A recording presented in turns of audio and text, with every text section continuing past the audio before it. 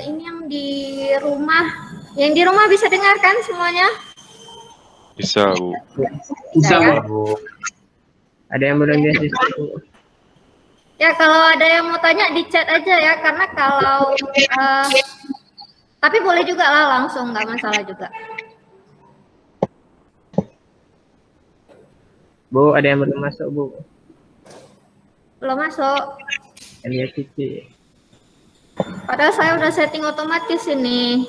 Tapi kalau telat saya buka layar yang lain, kalian jadi otomatis nggak masuk. Ya, masuk terus. Saya udah buat otomatis sebetulnya. Sebaiknya kalian masuknya pakai email Unsyah ya. Kalau email Unsyah itu udah otomatis masuk biasanya. Jadi karena memang sudah saya set seperti itu, saya pun membuat link Google Meet ini menggunakan email Unsyah karena bisa record ya. Kalau pakai email Gmail biasa itu nggak bisa. Nah, makanya saya pakai email Unsyah. Nah, kalian pun sebaiknya seperti itu juga. Jadi pakai email Unsyah supaya bisa otomatis masuk. Nah, kalau misalnya telat, saya udah mulai ngajar, nah kalian tertahan gitu. Jadi karena nggak bisa otomatis masuk gitu ya. Oke, nah kita lanjut. Ya, kita lanjutkan. Nah, tadi udah dijelaskan bahwa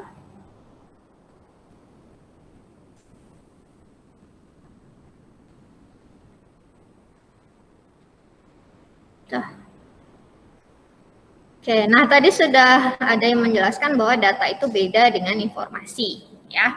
Nah, kenapa? Karena data ini masih merepresentasikan fakta yang bisa disimpan.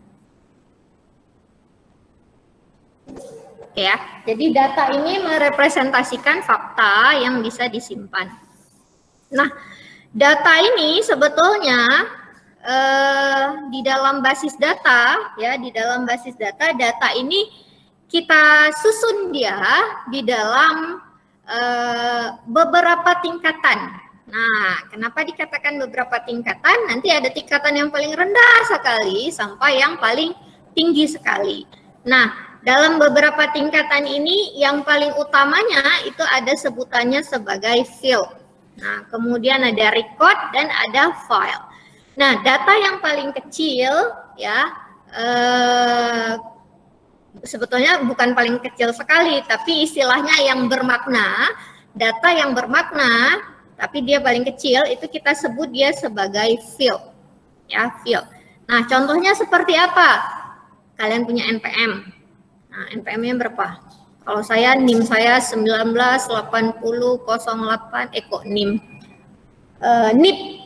Kok jadi NIM pula, jadi mahasiswa pula nanti jadinya ya, NIP. Nah, 19800813 seterusnya. Nah, itu satu data tersebut itu kita sebut dia sebagai field ya, unit yang terkecil dan bermakna.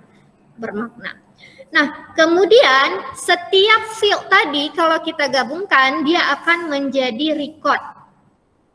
Istilah record ini kalau kalian baca buku atau baca di internet itu ada sebutan lainnya. Sebutan lainnya itu adalah baris.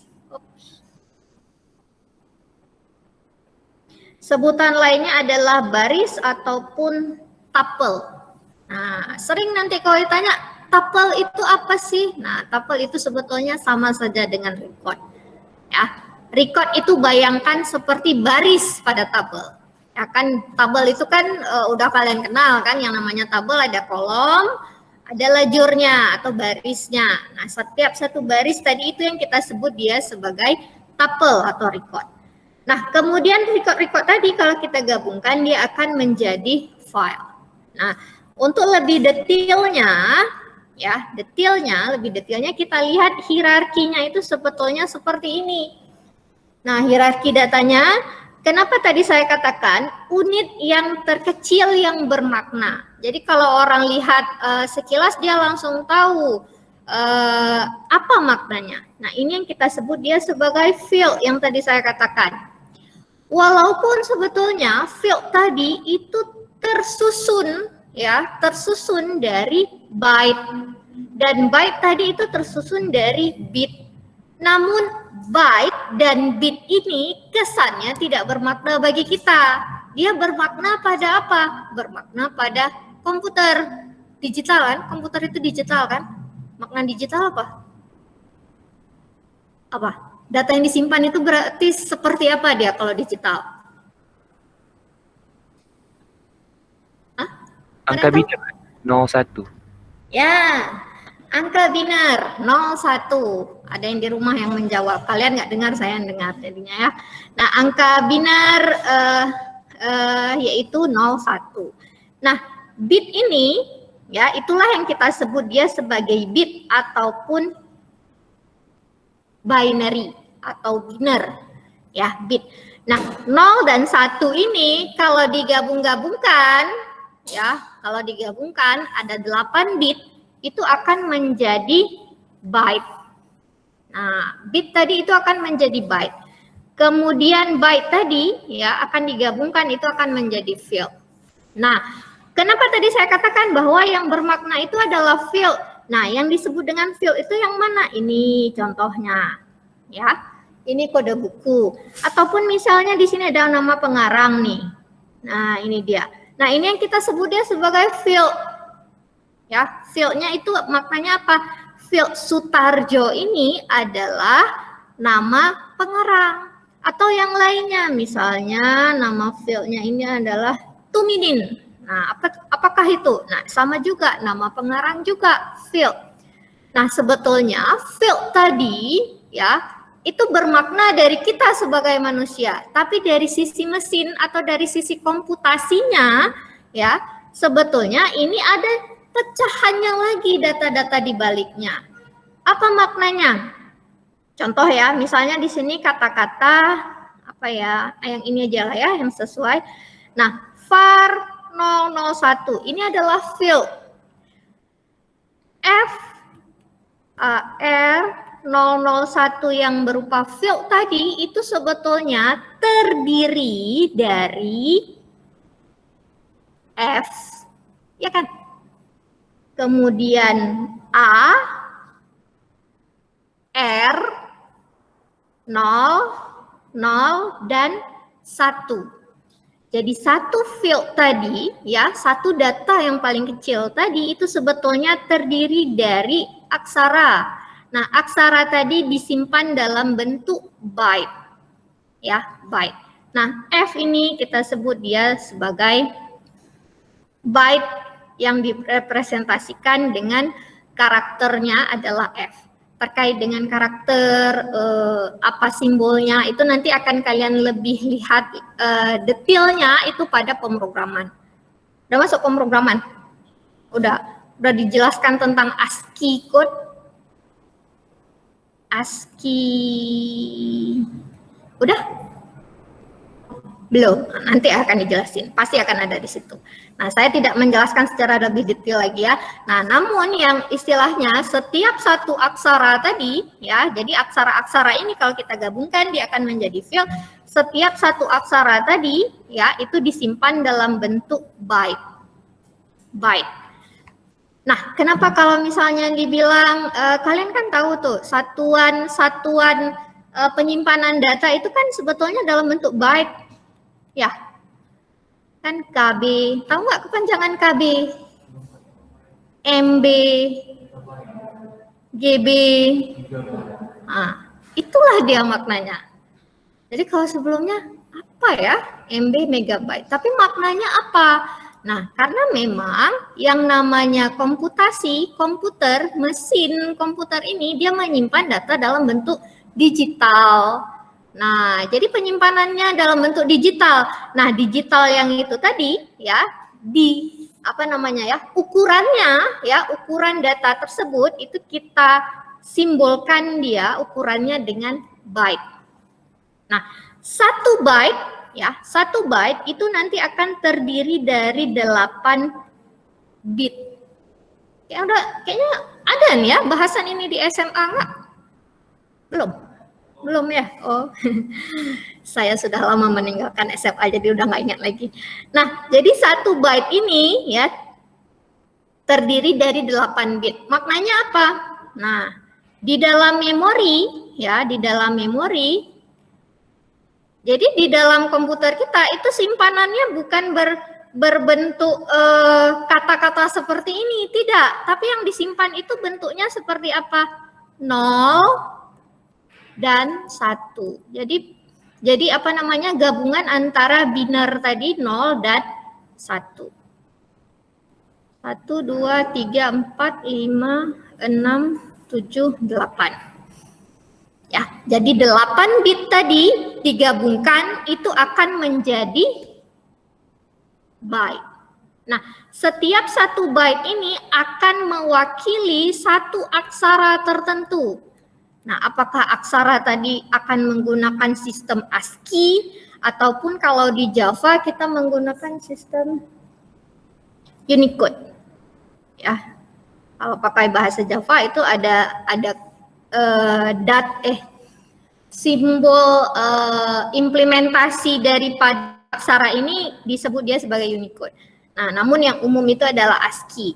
Nah, jadi setiap 1 byte tadi akan mewakili 1 aksara tertentu. Yang 1 byte tadi digabung-gabungkan, ya, 1 byte ini kalau kita gabungkan itu akan menjadi field. Nah, field inilah yang bermakna.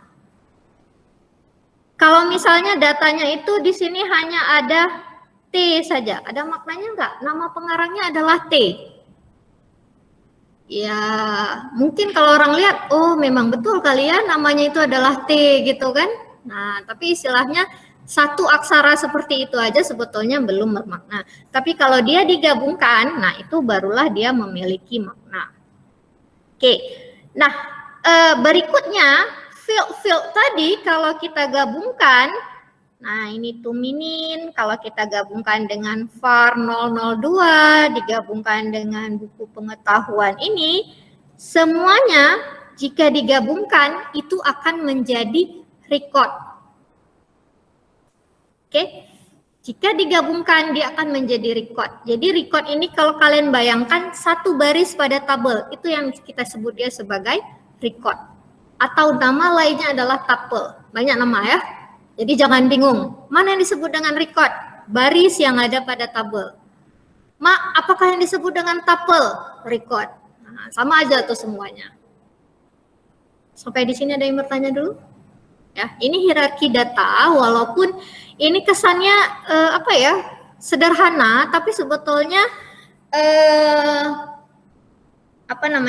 ini informasi ataupun konsep dasar. Jadi dengan harapan bahwa konsep dasar ini kalian paham. Nah, jangan sampai datang-datang aja gimana caranya kita mendesain suatu basis data. Nah, konsep di baliknya itu malah nggak tahu gitu ya. Nah, biasanya kalau kalian lamar kerja, nah itu biasanya yang ditanya itu yang dasar-dasar banget. Ataupun misalnya nanti pas ujian skripsi misalnya, itu ditanya dasar-dasar kali ya. Sampai yang dasar-dasar tuh biasanya udah lupa memang. Oke, itu intermezzo aja. Nah, field tadi digabungkan menjadi record. Kemudian record tadi, ya, record yang sama tadi, jika kita gabungkan dia itu akan menjadi file. Atau nama lainnya tabel. Ya. Jadi record tadi kalau kita gabungkan dia akan menjadi file. Nah, kemudian file-file tadi ataupun tabel-tabel tadi, nah kan banyak nih. Misalnya data mahasiswa. Nah, itu nanti tersimpan pada file mahasiswa atau tabel mahasiswa. Kemudian ada data mata kuliah, maka dia akan tersimpan pada file mata kuliah. Kemudian ada data dosen misalnya. Nah, berarti dia datanya akan tersimpan pada file atau tabel dosen. Paham? Nah, file-file tersebut, ya, file-file tersebut itulah yang kita sebut dia sebagai basis data. Namun, nah, ada syaratnya kenapa bisa dikatakan basis data. Yang kita katakan sebagai basis data itu tidak hanya kumpulan file, tapi kumpulan file yang ada relasinya atau ada kaitannya dan dia itu terstruktur. Ada istilahnya terstruktur, maknanya ada aturannya seperti itu. Ya, jadi tidak hanya sekedar kumpulan data saja. Nah, jadi itulah yang kita sebut dia sebagai basis data. Nah, dari basis data tersebut itu kita bisa membuat sistem. Nah, sistem apa? Sistem basis data. Ya, jadi apa yang dimaksud dengan sistem basis data? Ya, di dalamnya itu nanti akan ada basis data plus sistem untuk mengakses basis data tersebut. Oke, ini dia hierarki data dari yang paling kecil hingga nanti yang akan kalian gunakan, ya akan kalian program. Nah, itu adalah pada level sistem basis datanya. Sampai di sini ada yang bertanya? Oke.